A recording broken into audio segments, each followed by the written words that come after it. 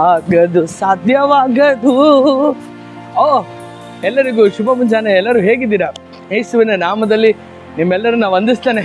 ಈ ಚಳಿಯಲ್ಲಿ ಎಲ್ಲರೂ ಜಾಗಿಂಗ್ ಹೋಗ್ತಾ ಇದ್ದೀರಾ. ನಂತರ ಈ ಒಂದು ದಿನ ನಿಮ್ಮೆಲ್ಲರನ್ನು ಕೂಡ ಒಂದು ವಾಕ್ಯದಿಂದ ಬಲಪಡಿಸಬೇಕೆಂಬುದಾಗಿ ನಾ ಬಯಸ್ತೇನೆ ಪ್ರಿಯರೇ. ದೇವರ ವಾಕ್ಯದಲ್ಲಿ ಬರೆಯಲ್ಪಟ್ಟಿದೆ. ಯೋನ 1ನೇ ಅಧ್ಯಾಯದಲ್ಲಿ ದೇವರು ವಾಕ್ಯವು ಯೋನನಿಗೆ ಬರ್ತದೆ ಏನೆಂಬುದಾಗಿ, ಯೋನನೇ ಎದ್ದು ನಿನೆವೆಗೆ ಹೋಗಿ ಆ ಜನರಿಗೆ ಮನ ತಿರುಗುವಂತೆ ನನ್ನ ಮಾತುಗಳನ್ನು ಹೇಳೆಂಬುದಾಗಿ ದೇವರ ವಾಕ್ಯ ಬಂದಾಗ 2ನೇ 3ನೇ ವಾಕ್ಯದಲ್ಲಿ ನಾವು ನೋಡ್ತೇವೆ. ಯೋನನು ಆತನು ಎದ್ದನು. ದೇವರದ್ರು ಹೇಳಿದ್ರು ಆತನನ್ನ ನೋಡಿ, ಎದ್ದೇಳು ಯೋನ, ಹೋಗು ಎಂಬುದಾಗಿ. ಎದ್ದನು ಯೋನ, ಹೋದನು. ಆದರೆ ಆತನು ಹೋದ ಸ್ಥಳ ನಿನೆವೆ ಆಗಿರಲಿಲ್ಲ. ಆತನು ಹೋದಂಥ ಸ್ಥಳ ತಾರ್ಷೀಷ್ ಆಗಿತ್ತು.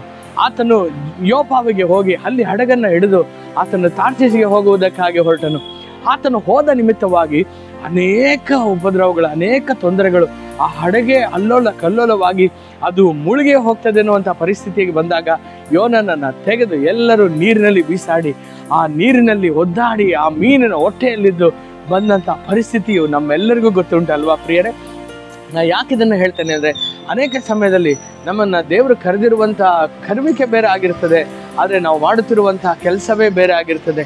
ನಾವೆಲ್ಲರೂ ದೇವರ ರಾಜ್ಯಕ್ಕಾಗಿ ಓಡ್ತಾ ಇರ್ತೇವೆ. ದೇವರು ಹೇಳಿದ್ರು ಎನ್ನುವುದಕ್ಕೋಸ್ಕರ ನಾವು ಎದ್ದು ನಾವು ಹೊರಟು ಬಿಡ್ತೇವೆ ದೇವರಿಗಾಗಿ ಅಂದರೆ. ಆದರೆ ದೇವರು ಯಾವುದಕ್ಕಾಗಿ ಕರೆದಿದ್ದಾರೆ, ಏನನ್ನ ಮಾಡೋದಕ್ಕೆ ಕರೆದಿದ್ದಾರೆ ಎಂಬುದಾಗಿ ನಾವು ತಿಳಿಯದೆ ನಾವು ಏನೇನೋ ದೇವರ ರಾಜ್ಯಕ್ಕಾಗಿ ನಾವು ಮಾಡೋದಕ್ಕೆ ಹೋಗುವುದರಿಂದಲೇ ಅನೇಕ ಸಮಯದಲ್ಲಿ ನಿರಾಶೆಗೆ ಒಳಗಾಗಿ, ಅನೇಕ ಸಮಯದಲ್ಲಿ ಸೇವೆನೇ ಬೇಡ ಎನ್ನುವಂಥ ಒಂದು ಪರಿಸ್ಥಿತಿಗೆ ಬಂದು ನಿಲ್ಲುವಂಥ ಅನೇಕ ಒಂದು ವಿಚಾರಗಳನ್ನು ನಾವು ಕೇಳ್ತಾನೆ ಇರ್ತೇವೆ. ಅನೇಕ ಜನರು ಯಾಕಿಷ್ಟು ಶೋಧನೆ, ಯಾಕಿಷ್ಟು ವೇದನೆ, ಯಾಕೆ ನನ್ನ ಸೇವೆ ಬೆಳೀತಾ ಇಲ್ಲ, ಯಾಕೆ ಹಾಕುವಂಥ ಎಲ್ಲ ಪ್ರಯಾಸಗಳು ವ್ಯರ್ಥವಾಗ್ತಿದೆ ಎಂಬುದಾಗಿ ನೀವು ಚಿಂತಿಸ್ತಿದ್ದೀರಾ.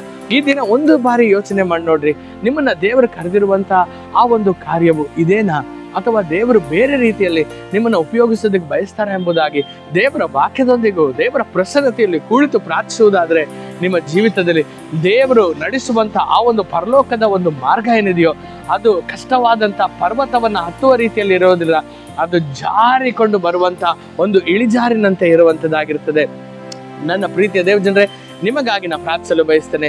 ತಂದೆಯಾದ ದೇವರೇ, ಯೇಸುವಿನ ನಾಮದಲ್ಲಿ ನಿನ್ನ ಮಕ್ಕಳಿಗಾಗಿ ಪ್ರಾರ್ಥಿಸ್ತೇನೆ. ಯಾರೆಲ್ಲ ನಿನ್ನ ರಾಜ್ಯಕ್ಕಾಗಿ ಏನಾದರೂ ಮಾಡಬೇಕೆಂಬುದಾಗಿ ವೈರಾಗ್ಯವಾಗಿ ಬಂದು ಈ ದಿನ ಕಷ್ಟದಲ್ಲಿಯೂ ತೊಂದರೆಯಲ್ಲಿಯೂ ಸಿಲುಕಿಕೊಂಡು ದಾರಿ ಕಾಣದೇ ಇರುವ ಒಂದು ಪರಿಸ್ಥಿತಿಯಲ್ಲಿ ಇರುವುದಾದರೆ ಈಗಲೇ ಅವರಿಗೆ ಬಿಡುಗಡೆ ಕೊಡು. ಅವರೊಂದಿಗೆ ಮಾತನಾಡು. ಅವರ ಪರಿಸ್ಥಿತಿಗಳು ಯೇಸುವಿನ ನಾಮದಲ್ಲಿ ಅದು ಮಾರ್ಪಡಲಿ ಎಂಬುದಾಗಿ ನಾವು ಪ್ರಾರ್ಥಿಸ್ತೇವೆ. ಅವರ ಒಂದು ದೇವರ ಶಬ್ದವನ್ನು ಕೇಳಿ ಅದಕ್ಕೆ ವಿಧೇಯರಾಗಿ ಅವರ ಜೀವಿತದಲ್ಲಿ, ಅವರ ಸೇವೆಯಲ್ಲಿ ಒಂದು ದೊಡ್ಡ ಆಶೀರ್ವಾದವನ್ನು ಕಾಣುವಂತೆ ಕೃಪೆ ಮಾಡಿ. ಯೇಸುವಿನ ನಾಮದಲ್ಲಿ ತಂದೆಯೇ, ಆಮೆನ್. God bless you.